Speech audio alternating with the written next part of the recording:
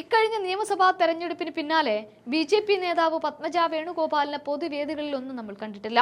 K കരുണാകരന്റെ മകളായ താൻ ഇതാ ഇപ്പോൾ തൃശൂരിൽ നിന്നും ജയിച്ചു കയറുമെന്നായിരുന്നു സുരേഷ് ഗോപിയുടെ വോട്ടിൽ കണ്ണുവെച്ച് പത്മജ വേണുഗോപാൽ അന്ന് അവകാശപ്പെട്ടിരുന്നത്.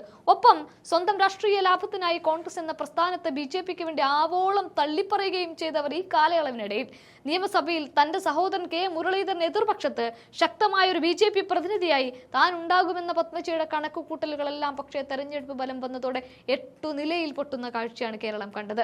എന്നാൽ ഇതേ സമയം കോൺഗ്രസ് എന്ന പാർട്ടിക്കും UDF മുന്നണിക്കും വേണ്ടി കട്ടയ്ക്ക് പണിയെടുത്ത കെ മുരളീധരൻ വട്ടിയൂർക്കാവിലെ എല്ലാ പ്രതിസന്ധികളെയും മറികടന്ന് ജനവിധി തേടി വിജയക്കൊടിയും പാറിച്ചു. വിജയിച്ചുവെന്ന മുരളീധരനെ തേടി ആരോഗ്യ വകുപ്പ് മന്ത്രിസ്ഥാനം കൂടിയായതോടെ പിന്നീട് കേരളം കണ്ടത് യഥാർത്ഥ മുരളീധര താണ്ഡവമായിരുന്നു. ലഹരി മാഫിയക്കെതിരെ ആഭ്യന്തരമന്ത്രി രമേശ് ചെന്നിത്തല മുണ്ടുമുറുക്കി ഇറങ്ങിയപ്പോൾ ആരോഗ്യ മേഖലയിലെ അഴിമതിക്കും കെടുകാര്യസ്ഥതയ്ക്കുമെതിരെ ഒരു കൊടുങ്കാറ്റായി മുരളീധരൻ മാറിയ കാഴ്ചയ്ക്കാണ് കഴിഞ്ഞ 50 ദിവസമായി കേരളം സാക്ഷ്യം വഹിക്കുന്നത്. അർദ്ധരാത്രി 12 മണി വരെ പോലും മന്ത്രിയുടെ ഓഫീസ് സജീവമായി പ്രവർത്തിക്കുന്ന അത്ഭുത കാഴ്ചകൾ പോലും ഇക്കാലയളവിൽ മലയാളി കാണുന്നു. ആരോഗ്യമന്ത്രിയായി ചുമതലയേറ്റ ആദ്യ നാളുകളിൽ തന്നെ മുൻപത്തെ വീണ ജോർജ് ഭരണത്തിൽ നിന്നും തികച്ചും വ്യത്യസ്തമായ വിപ്ലവകരമായ മാറ്റങ്ങൾക്കാണ് മുരളീധരൻ തുടക്കമിട്ടതും. മെയ് 30-ന് മന്ത്രി തന്നെ നേരിട്ട് തിരുവനന്തപുരം മെഡിക്കൽ കോളേജിലേക്ക് ഇറങ്ങി ശുചീകരണ പ്രവർത്തനങ്ങൾക്ക് നേതൃത്വം നൽകി.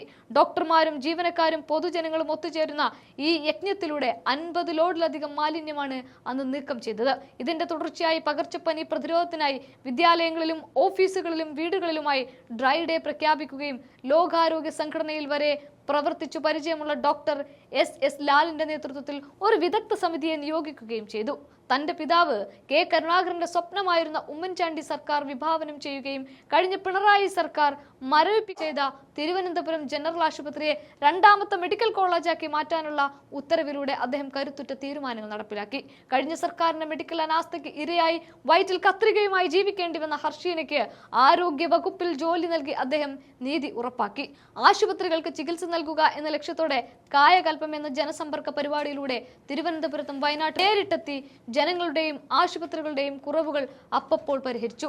മെഡിക്കൽ കോളേജുകളിൽ ഒരു കിടക്കയിൽ 2 രോഗികൾ കിടക്കുന്ന അവസ്ഥയ്ക്ക് വിരാമം വിട്ടുകൊണ്ട് കിടക്ക രോഗിയുടെ മൗലികമായ അവകാശമായി അദ്ദേഹം പ്രഖ്യാപിച്ചു. തിരുവനന്തപുരത്തെ മെഡിക്കൽ കോളേജിൽ തിരക്ക് കുറക്കാൻ ഒഴിഞ്ഞുകിടന്ന പുലയനാർക്കോട്ട ശ്വാസകോശ ആശുപത്രിയിൽ ഇതിന്റെ ഭാഗമായി 200 ബെഡുകൾ അധികമായി നൽകി. OPയിൽ ഒരൊറ്റ ക്യൂ സംവിധാനം ഏർപ്പെടുത്തിയും വാർഡുകളിൽ നിന്ന് തന്നെ രക്തസാമ്പിളുകൾ ശേഖരിച്ചും ദീർഘകാല രോഗികൾക്ക് 6 മാസത്തെ മരുന്ന് ഒന്നിച്ചു നൽകിയും വലിയ രോഗി സൗഹൃദ അന്തരീക്ഷമാണ് അദ്ദേഹം സൃഷ്ടിച്ചത്. മെഡിക്കൽ കോളേജുകളിലെ പാർക്കിംഗ് മാഫിയകളെ അടിച്ചമർത്തി 400 വാഹനങ്ങൾക്കായുള്ള പാർക്കിംഗ് സൗകര്യവും ഒരുക്കി. ഇതുകൂടാതെ സ്പെഷ്യലിസ്റ്റ് ഡോക്ടർമാരുടെ സേവനം താലൂക്ക് ആശുപത്രിക്ക് മുകളിലേക്ക് മാത്രമായി നിജപ്പെടുത്തി. വിദേശത്ത് പഠിച്ചിറങ്ങുന്ന കുട്ടികൾക്ക് നാട്ടിൽ ഹൗസ് സർജൻസിയും ഇതര സംസ്ഥാന നഴ്സുമാർക്ക് രജിസ്ട്രേഷനും എളുപ്പമാക്കി. കഴിഞ്ഞ 10 വർഷമായി കമ്മീഷൻ അടിക്കാൻ വേണ്ടി മാത്രം വാങ്ങിക്കൂട്ടിയിട്ട് നശിപ്പിക്കുന്ന മെഡിക്കൽ ഉപകരണങ്ങളെക്കുറിച്ചും അന്വേഷണം പ്രഖ്യാപിച്ച മന്ത്രി പണിതീരാത്ത ഉദ്ഘാടനം ചെയ്ത കെട്ടിടങ്ങളുടെ കാര്യത്തിലും കർശന നടപടി എടുക്കുകയും ഉത്തരവിടുകയും ചെയ്തു. യൂണിയൻ കളിച്ചും പണിയെടുക്കാതെയും നടന്ന ജീവനക്കാരെയും ശുചീകരണ തൊഴിലാളികളെയും ജോലി ചെയ്യിപ്പിച്ചു. ഇങ്ങനെ എണ്ണിയാലൊടുങ്ങാത്തത്ര കാര്യങ്ങൾ ഒരു 50 ദിവസം കൊണ്ട് ചെയ്തു തീർത്ത് കെ മുരളീധരൻ എന്ന ആരോഗ്യമന്ത്രി റെക്കോർഡിടുകയാണ്.